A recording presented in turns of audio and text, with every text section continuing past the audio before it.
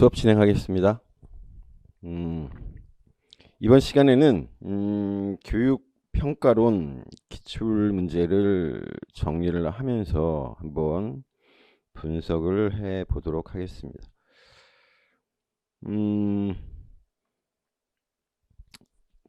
제가 쓴 교과서를 기준으로 해서 출제되었던 기출 문제를 갖다가 한번 쭉 정리를 해봤는데, 제가 그 교육평가론을 가르치면서 그런 말씀을 드린 적이 있어요. 첫 번째로 평가론에 나오는 문제들이 그렇게 쉬운 문제들이 아니었다. 까다로운 문제들이 이제 주로 평가론 쪽에서 많이 나오고요.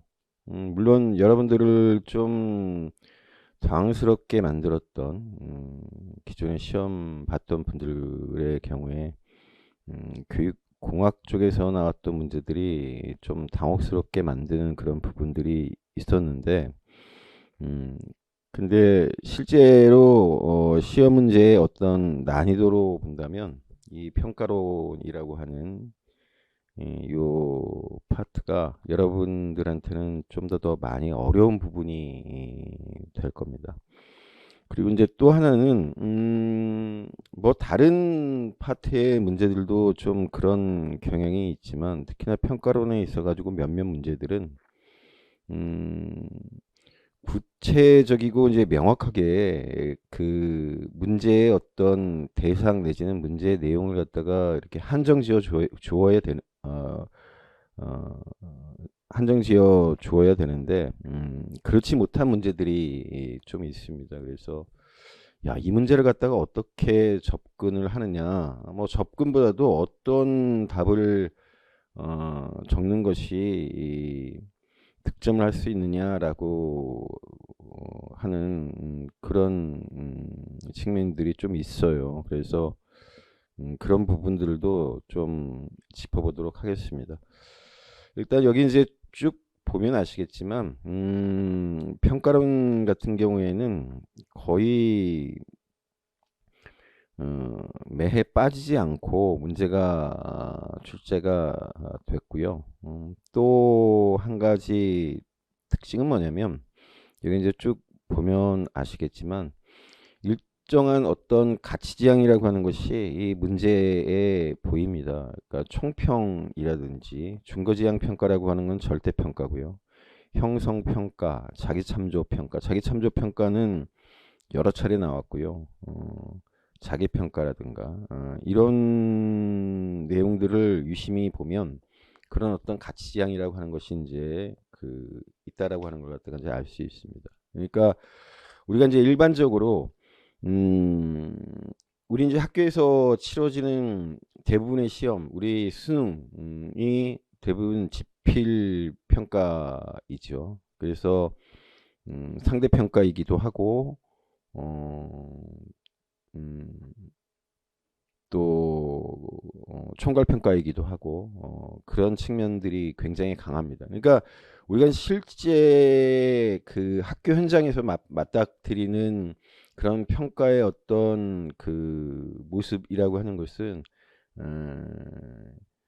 지금 현재 교육학자들, 교육 전문가들이 가지고 있는 그런 어떤 가치 지향과는 이제 딴판인 거예요. 말하자면. 음.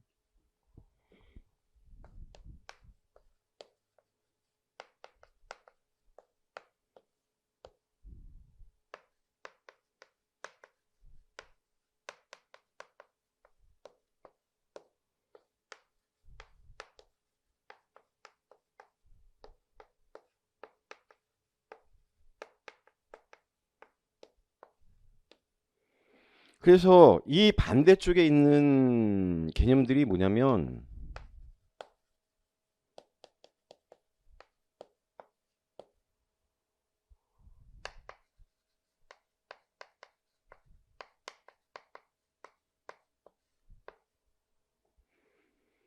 객관식 지필이 아니라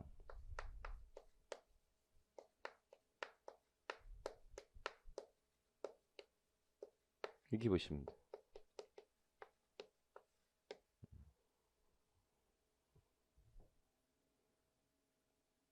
또 한 가지 이러한 상대평가나 총괄평가나 객관식 지필평가라고 하는 것은 누구 위주예요? 교사가 중심이 되는 평가인데 학생이 중심이 되는 평가가 어떻겠느냐라고 하는 겁니다. 이러한 평가들이 가지고 있는 특징은 뭐냐면 능력이라고 하는 거. 그런데 이쪽에서 바라는 거는 뭐냐면 노력이라고 하는 거. 여기에 귀인을 했으면 하는 겁니다. 근데 이러한 측면들이 지금 현재 우리 교육평가랑과 관련된 논술 시험에서는 이쪽으로 나오고 있어요. 저는 사실 좀 안타까운 측면들이 있습니다. 물론 그런 어떤 가치지향이라고 하는 걸 갖다가 제가 충분히 이해하고 왜 그러한지에 대해서 알기는 하지만 그런데 현실이 가지고 있는 이쪽 평가에 있어서의 장점들이 굉장히 많거든요. 왜 이런 시험들을 이런 평가들을 갖다가 왜 하겠습니까? 분명히 효과성이 있고 이것이 가지고 있는 장점들이 있기 때문에 이 시험대로 이루어지는 거예요. 어쩔 수 없는 것이 아니라 충분한 근거와 타당성이 있기 때문에 이런 시험들을 갖다가 치르는 겁니다. 그럼에도 불구하고 교육 전문가 우리 대학 강단에 있는 교수님들은 이걸 좋아한다고 이런 방향으로 가야 되지 않겠느냐. 네, 이쪽에 있어서 가지고 있는 장점들이 많죠. 장점들이 굉장히 많습니다. 가치지향이라고 하는 측면에 있어서. 하지만 이쪽 시험들이 가지고 있는 또한 단점들이 굉장히 명확하기 때문에 이쪽에 있어서의 시험들을 갖다가 과감하게 또 충분히 치러내지 못하는 거야 학교 현장에서. 그런데 이렇다라고 하는 걸 갖다가 우리가 이제 인식을 해야 되고 교육 과정이든지 교수 학습 이론도 역시 마찬가지입니다. 그러니까 평가라고 하는 게 이제 평가 부분에 있어서 이쪽을 강조하다 보니까 기본적으로 교육 과정에 있어서 교육 과정이라고 하는 건 목표와 관련되어 있는 거잖아요. 우리가 이제 어떤 방향으로 나가야 되느냐, 교육의 어떤 지향성이 무엇이어야 되느냐. 그러니까 교육 과정에 있어서도 이것과 관련되어 있는 문제들을 주로 내요. 어떤 문제? 이것과 관련되어 있는.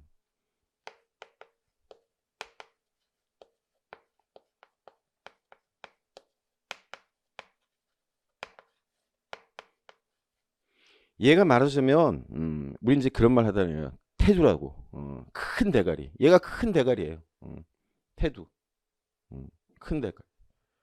한자로 쓰면 이렇게 됩니다. 머리 자 써가지고 큰 대가리. 그러니까 이 경험 중심 교육 과정이라고 하는 것을 중심으로 해서 교육 과정과 관련된 문제들이 주로 나옵니다. 경험 중심 교육 과정은 당연히 학생 중심이고요. 생활 중심이 되고요. 그렇죠. 그런데 경험 중심 교육 과정이라고 하는 것이 가지고 있는 맹점이 있습니다. 학교 현장에서 특히나 중등교육 과정에 있어서 인지교육을 중심으로 이루어지는 중등교육 과정에 있어서는 경험 중심 과정이라고 하는 것 갖다가 충실히 해낼 수 없어요. 한계가 너무나 명확하다고 하니까 경험 중심 교육 과정을 갖다가 일정 부분 수용하고 있는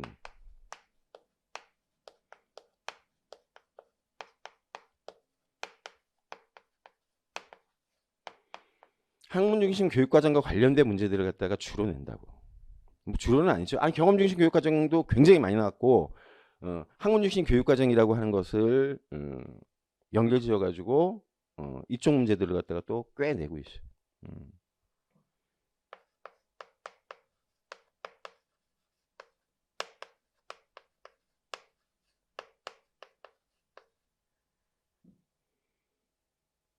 자, 이렇게 됩니다. 그러니까 교수 학습과 관련되어 있는 문제도 여기와 연관되는 문제들로 나올 수밖에 없어요. 특히나 교육심리학에 기반을 둔 교수학습 이론이 있어가지고 지금 많은 학자들이 동의하고 있는 것이 바로 이겁니다.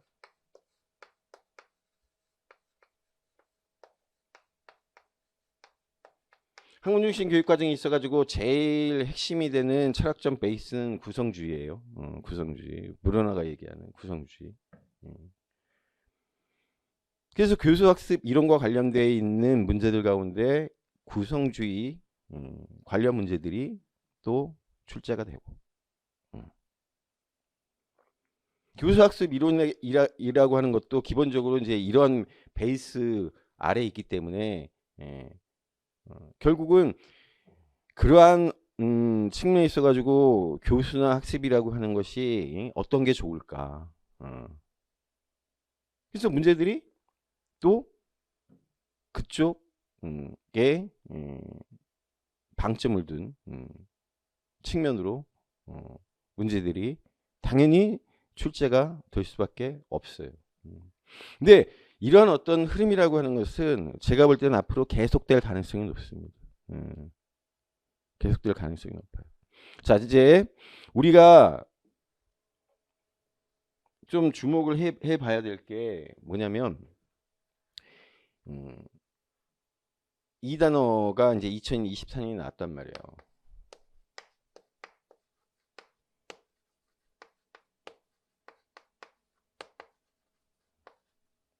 근데 계속 이거였어요. 시험 문제에 있어가지고 2014년부터 2024학년도까지 나왔던 문제들은 다 이거였다고요. 학생 맞춤형. 그게 이제 어떤 식의 그 주제 용어를 갖다가 썼다고 할지라도 이거였어요. 어떻게 하면 학생한테 맞는 학생이 공부를 잘할 수 있는 학생들한테 잘 가르칠 수 있는 거기에 이제 포커스가 맞춰져 있었고, 그러면서 지금 이제 우리가 관심을 가져야 될 거는 저 주로 이제 과정, 그러니까 여기에 있어가지고 굉장히 중요하게 지금 얘기되고 있는 게 이제 과정 얘기거든요. 프로세스. 단순히 성과, 결과만 중요한 것이 아니라 프로세스가 굉장히 중요하다라고 하는 게 이제 여기에 깔려 있는 기본적인 전제이긴 한데, 그런데 그래서 이제 형성평가라고 하는 걸 굉장히 중요하게 여겼지만 지금은 뭐냐면 이거예요.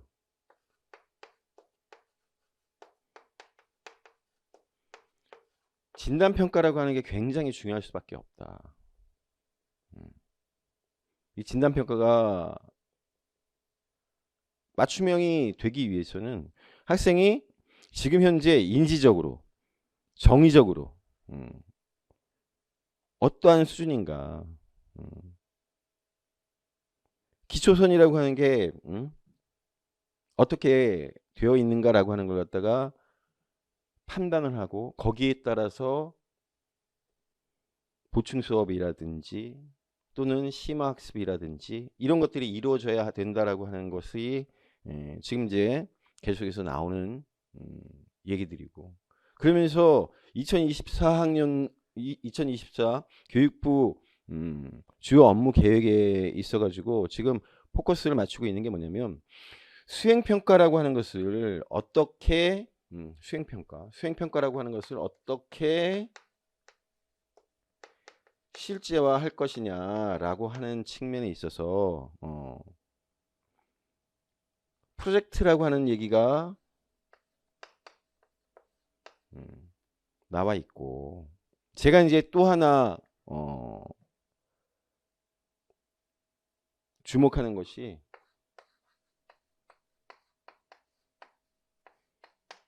포트폴리오예요. 두 가지는 사실은 연결되는 부분이 굉장히 많습니다. 그래서 진단평가라고 하는 것이 여하이 어떻게 이루어질 것인가.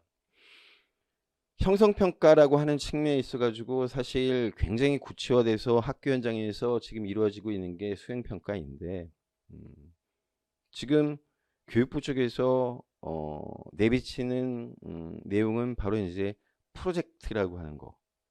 또 제가 주목하는 거는 포트폴리오. 포트폴리오가 왜 중요하냐면 단번에 한 번에 딱 끝나고 많은 평가가 아니라 지속적으로, 그러니까 중등교육 과정에서 적어도 중학교면 중학교, 고등학교면 고등학교 3년 내내 그 학생을 지켜보면서 그 학생의 진전, 발전, 성장 이런 것들을 갖다가 기할 수 있는 게 포트폴리오거든요. 이걸 어떻게 내실화 할 것이냐라고 하는 것도 지금 교육학자들이 있어가지고 주요한 관심사예요. 그래서 이러한 어떤 흐름을 가지고 있다라고 하는 걸 갖다가 여러분들이 기억을 해 두십시오. 그리고 이제 여기서 크게 벗어나지 않을 거고, 만약에 문제가 나온다라고 한다면 굉장히 근간이 되는 것들이 있잖아요. 그거는 이제 우리가 알다시피 타일러예요, 타일러. 그게 교육 과정이 됐든 교육 평가가 됐든 타일러가 내세우는 목표 모형, 합리성 모형이라고 하는 것이 가지고 있는 특징이 있단 말이에요. 그 특징의 정반대가 사실 이쪽에 있어가지고의 어떤 내용들이거든요. 그리고 굉장히 정교하게 잘 구성이 돼 있어요. 우리 교육평가론에서도 봤지만, 그래서 만약에 문제를 갖다가 내놓는다라고 한다면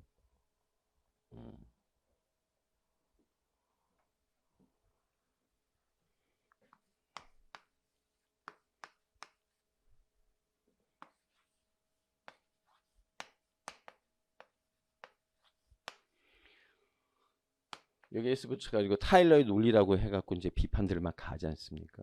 그래서 타일러 레셔널이라고 하는 타일러의 논리와 관련된 내용, 특히나 평가론에 있어가지고는 얘를 갖다가 사실 잘 살펴볼 필요가 있어요. 문제로 내기에 굉장히 잘 구성이 되어 있기 때문에 그렇습니다.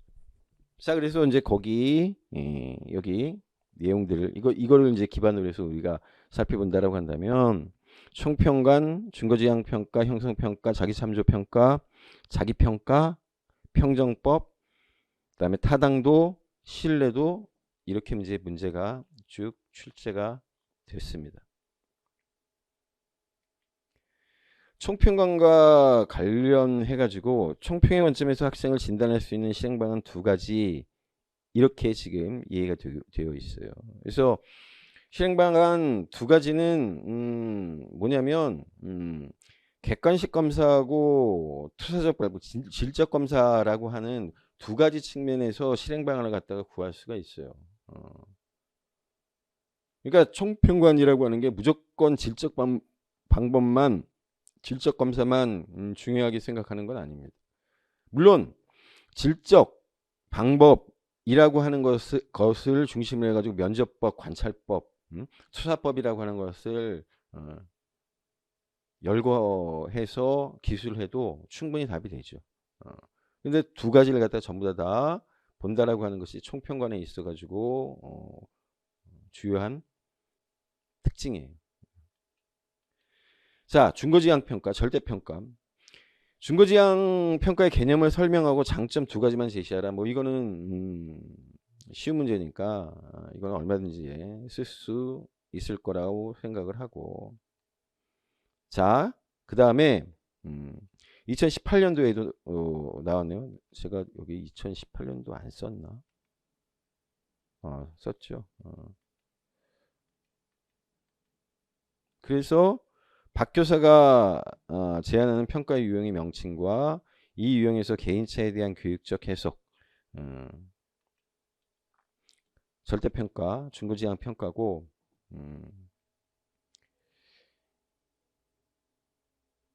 요거 한번 볼게요. 교육평가의 역할을 교수학습 과정에 최대한의 도움을 줌으로써 모든 아동의 학습을 극대화시키고 결과적으로 성적의 개인차를 줄이려는 것이다. 이게 이제 절대평가에 있어가지고 개인차에 대한 교육적 해석이 됩니다.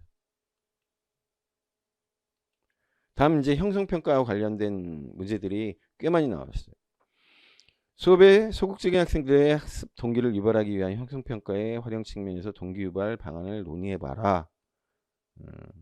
그래서 학습활동의 문제점 발견 및 조정, 학습활동에 대한 강화, 요게 요 앞쪽에 동기 유발을 위한 방안이 될 겁니다. 보시기 바라고. 요거는 제가 5월달, 6월달 문제풀이 과정에서 다시 좀 세심하게 한번 살펴드릴 겁니다. 세심하게 살펴드릴 것이고, 이렇다라고 하는 걸 갖다가 여러분들 책과 비교해서 한번 봐두시기 바라고. 지금은 제가 정리하고 분석을 해드리는 시간이기 때문에 이걸 갖다가 구체적으로 풀어드리지는 않는 겁니다. 김 교사가 실시하려는 평가 유형의 기능과 효과적인 시행 전략 각각 2가지씩을 써라. 이렇게 돼 있어요. 진단평가 이후 교수 학습이 진행되는 중간에 평가를 실시할 것 이렇게 되기 때문에 당연히 형성평가가 되고, 그래서 그것과 관련된 거를 이렇게 제가 적시를 했습니다. 이것도 여러분들 멈춤 해놓고 보시기 바래요.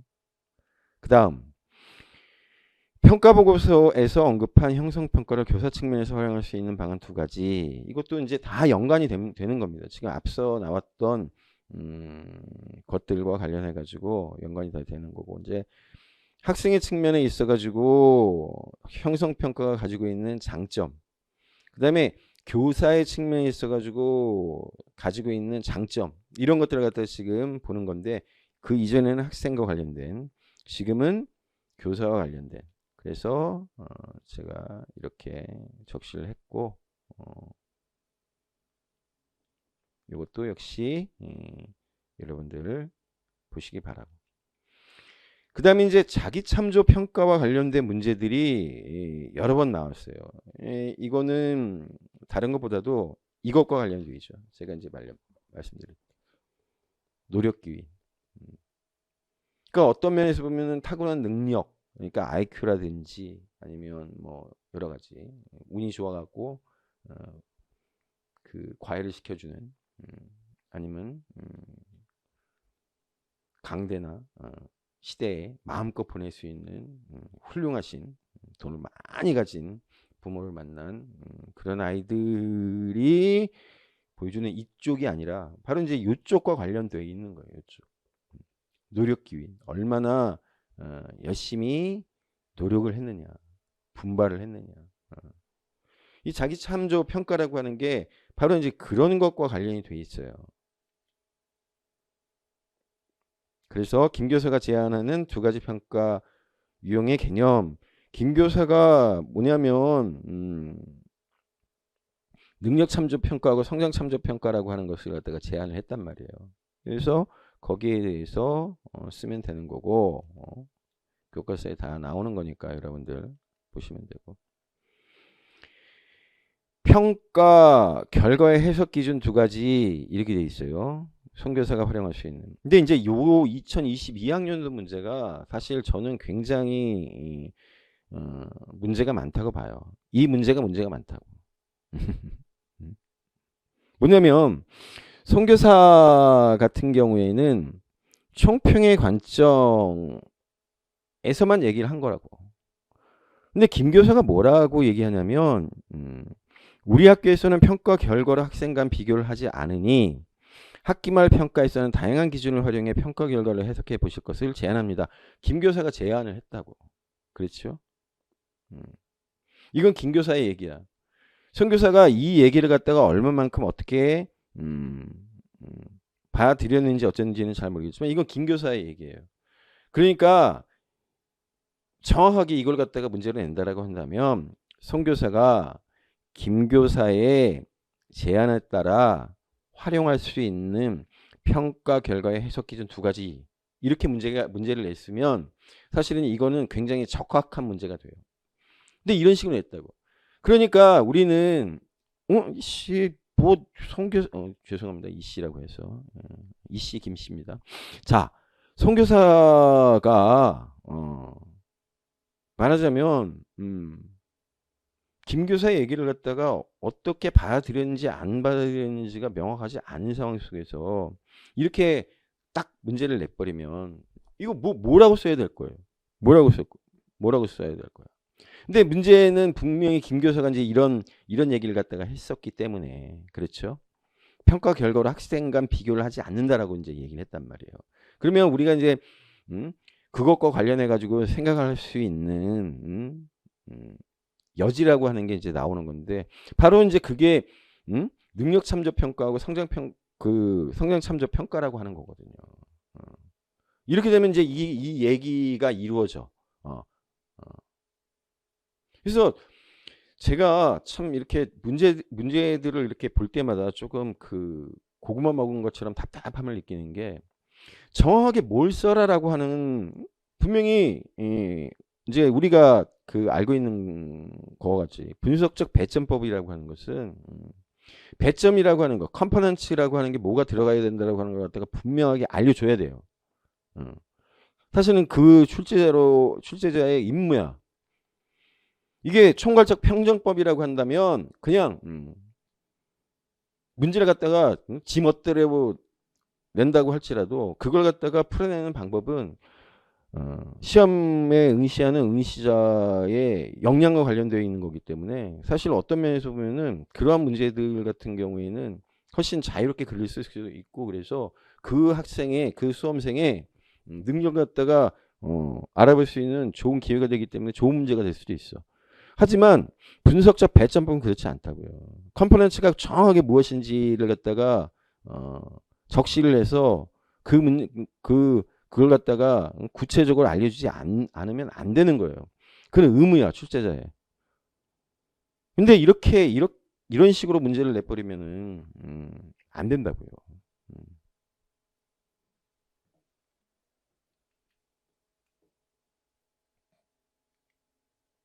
자, 그래서 그렇다라고 하는 거고.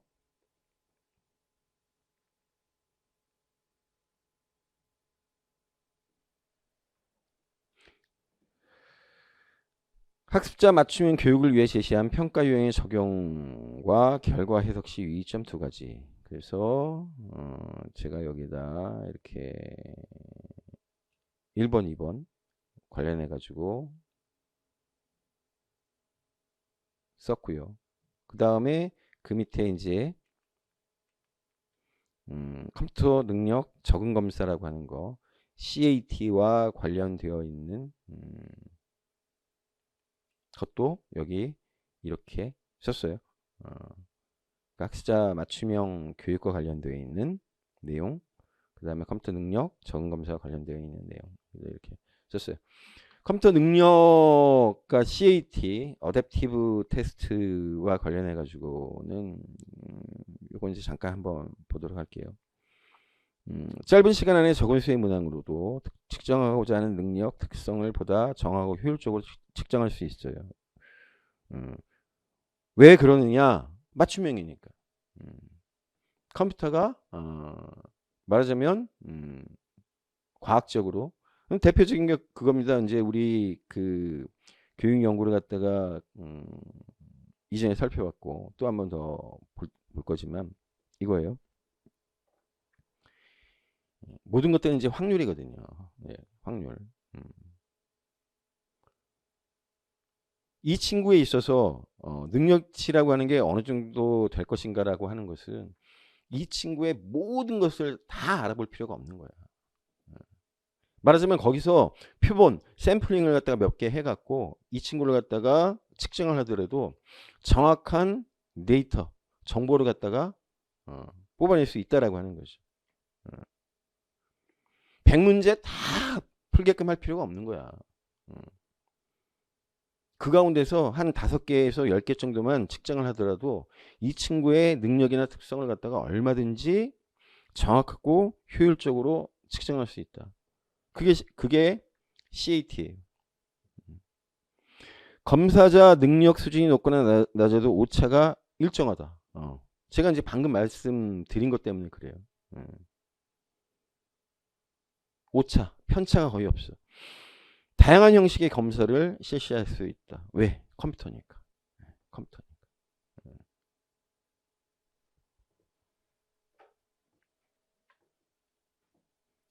자, 자기평가하고 관련된 문제가 나왔어요.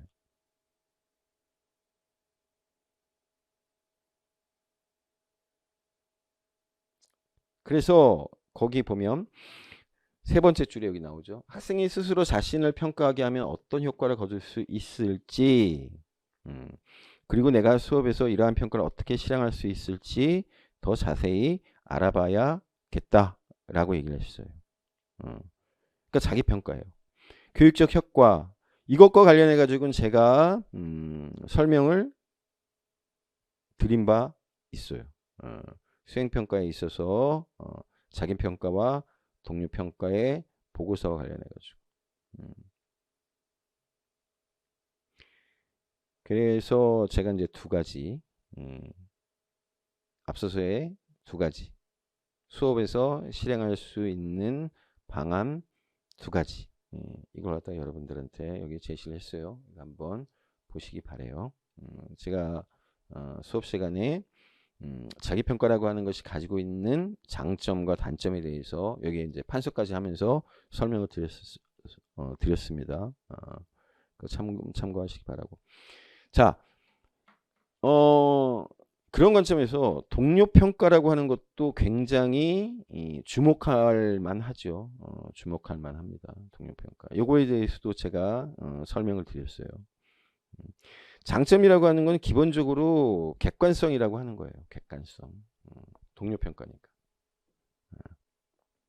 두 번째는 선생님하고 말하자면 평가를 갖다가 이제 분담할 수 있는 거. 자기평가라고 하는 것도 물론 그렇지만 동료평가라고 하는 것도 선생님하고 평가의 부담이라고 하는 걸 갖다가 이제 분담할 수 있다라고 하는 거죠. 근데 치명적인 문제는 뭐냐면 동료니까. 동료가 물론 친구이기도 하지만 경쟁자이기도 해요. 우리 인간은 시기심이 발동한다고. 그래서 일정 정도의 편견과 선입견이라고 하는 게 들어갈 수밖에 없고, 그래서 그 동료라고 하는 그 인간이 나와 친하다 그러면 나에 대해서 굉장히 호의적이겠지만 나에 대해서 불만을 갖고 있거나 아니면은 다른 생각을 가지고 있다라고 한다면 평가라고 하는 게 공정하게 이루어지지 않을 가능성이 있죠. 굉장히 야박하게 굴 가능성이 있습니다. 결국은 얼마만큼 나에 대해서 공정하게 채점을 해줄 거냐라고 하는 문제가 있어요. 동료평가라고 하는 게 물론 객관적이기도 하지만 공정, 불공정의 논란에 휩싸일 가능성도 굉장히 있다라고 하는 거예요. 이것도 이제 나중에 한번 다시 또 정리를 한번 해보도록 할게요. 그 다음에 이제 평정법과 관련된 문제가 나왔어요. 그러니까 라이커트 평정법과 관련된 문제가 나왔고, 그 다음에 타당도와 관련된 문제는 전부 다 목표 타당도 내지는 내용 타당도, 다 내용 타당도와 관련된 문제들이 나왔습니다. 내용 타당도 문제들이 나왔었고, 내용 타당도가 중요할 수밖에 없어요. 타당도라고 하는 것은 기본적으로 제가 말씀드렸잖아요. 전문가의 주관적인 판단과 관련이 되어 있어요. 기본적으로 이 도구 아닙니까? 평가 도구. 시험이라고 하는 것은 기본적으로 목표라고 하는 게 있단 말이에요. 내가 어떤 단원을 갖다 배웠을 때 그 단원의 목표, 뭘 숙지를 하고 그걸 통해서 뭘 어떻게 잘 했으면 좋겠다라고 하는 목표가 있다고요. 그래서 결과, 성과로서 나타나는 그것이 뭡니까? 시험을 통해서 나타나는 것이 양자가 어느 정도 일치를 하면 타당도라고 하는 게 굉장히 높겠죠. 어. 그것은 곧 목표 타당도가 되는 거고, 목표 타당도라고 하는 것은 그 단원의 내용을 갖다가 충분히 숙지를 했기 때문에 나타나는 타당도이기 때문에 내용 타당도이기도 해요. 논리 타당도이기도 하고, 논리적 타당도이기도 하고. 그래서 같이 묶여갑니다. 목표 타당도하고 내용 타당도라고 하는 거죠. 그다음에 신뢰도 추정 방법 한 가지의 명칭과 개념. 문학 내적 합치도. 이건 이제 말씀을 드렸었고, 그래서 신뢰도와 관련해 가지고 지금 이제 문제를 내는 데 있어서, 그러니까 문제를 냈을 때 우리가 이제 여러 가지 것들을 갖다가 사용할 수 있겠지만 동용도 안 되고요. 그렇죠? 기본적으로 이제 기후 반분법이라든지 전후 반분법이라든지 요 문학 내적 합치도에 따른 시험 출제 시험에 시험 문제 신뢰도를 갖다가 판정을 한다든지 그렇게 갈 수밖에 없어요.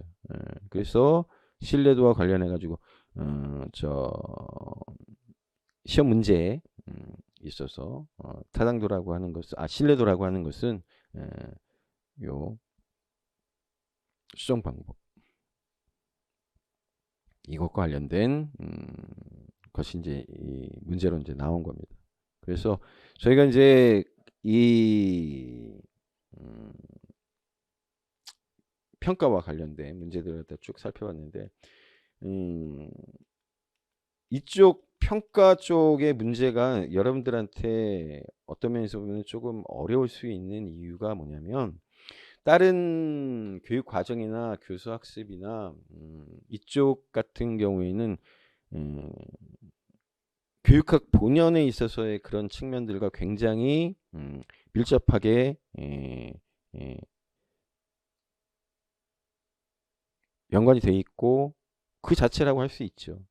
교육 과정이나 교수 학습 이론이라고 하는 것. 근데 이 평가라고 하는 것은 기본적으로 굉장히 과학적인 접근. 그러니까 우리 교육 연구에 있어서의 그런 어떤 용어들이 이 안에 굉장히 많이 담겨 있어요.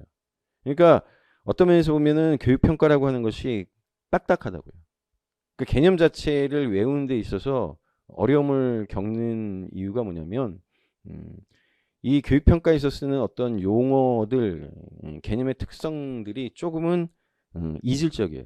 그러니까 시험 그러면 우리들이 익숙하지만 그 시험 안에 담겨 있는 용어나 개념이라고 하는 것이 우리 교육 연구 쪽에서 쓰이는 그런 개념이나 용어들이기 때문에 여러분들이 사실 어려움을 겪을 수밖에 없다고요. 자, 저도 이제 좀 더 주목을 하는 게 물론 우리 4대장이라고 얘기하는 교육 심리까지 포함해 가지고 4대장이라고 얘기하는 이쪽에 있어서 여러 부분들을 갖다가 다 골고루 살펴봐야 하겠지만 교육 평가 이쪽에 있어서의 그 측면들을 좀 더 관심을 가지고 세심하게 앞으로 문제풀이 과정에 있어서도 그렇고 살펴보도록 할 겁니다. 예. 그래서 교육평가 기출문제하고 관련된 분석과 정리를 한번 해봤습니다.